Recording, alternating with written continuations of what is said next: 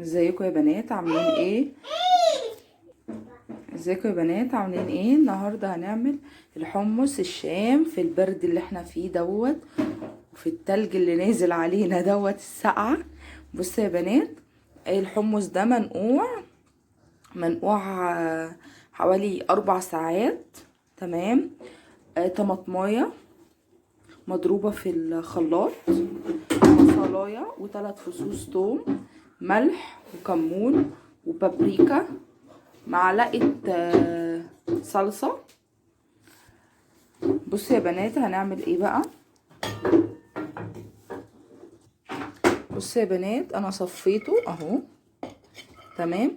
انا بحب اعمل كميه قليله على قد 4 كوبايات مثلا، يعني دول يكفي 4 افراد بس، يعني حوالي 8 كيلو. بحب اعمله يعني ايه، يوم بيومه، انت فاهمين يا بنات. تمام. هنجيب بقى احنا هنا، بصوا يا بنات دي المفرمه فيها سنه فلفل اسود، وحطيت فيها البصل، وحطيت فيها ال3 فصوص توم وشويه ميه، عشان انا عايزاه يبقى زي عصير الطماطم، يعني ايه ما يبانش طعمه في قلب الحمص وانتي بتاكليه، عشان في حد لو يعني جه تحت بقه البصل او الثوم ممكن يقرف. فانتي هنضربه في الكبة حلوة قوي قوي قوي لحد ما يبقى زي العصير، وارجع لكم تاني. اهو يا بنات اتفرم خالص، هنحطه هنا. تمام. اهو يا بنات حطينا عليه الميه وعلقنا عليه.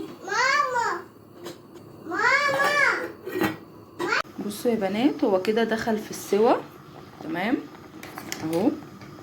طبعا انا ما حطيتش ملح ولا القوطه عشان الاتنين فيهم، عشان الملح هيخليه يغيب في السوا، والقوطه عشان فيها برضو املاح هتخلي برضو الحمص يغيب.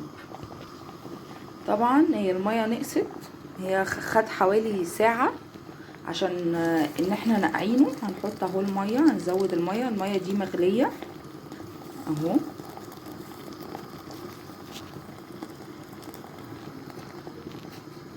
تمام.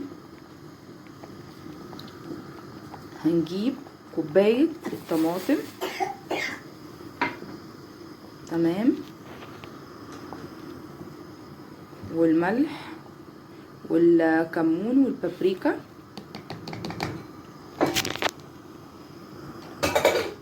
ومعلقه الصلصه اهو يا بنات. هنسيبها بقى تتسبك قوي مع بعض، وبعد كده نرجع تاني. بصوا يا بنات طبعا هي اتسبكت، الصلصه هي القوطه مع معلقه الصلصه. بصوا بسم الله ما شاء الله، جميل شكله تحفه، والطعم مش قادره اقول لكم، زيه زي الجاهز بالظبط، ما يختلفش شيء عنه. بصوا يا بنات تحفه، والطعم مش قادره اقول لكم عليه. بصوا، والميه بصوا فاتحه ازاي، الميه بتاعته مش غامقه، الكاميرا اللي مغمقاها. بصوا يا بنات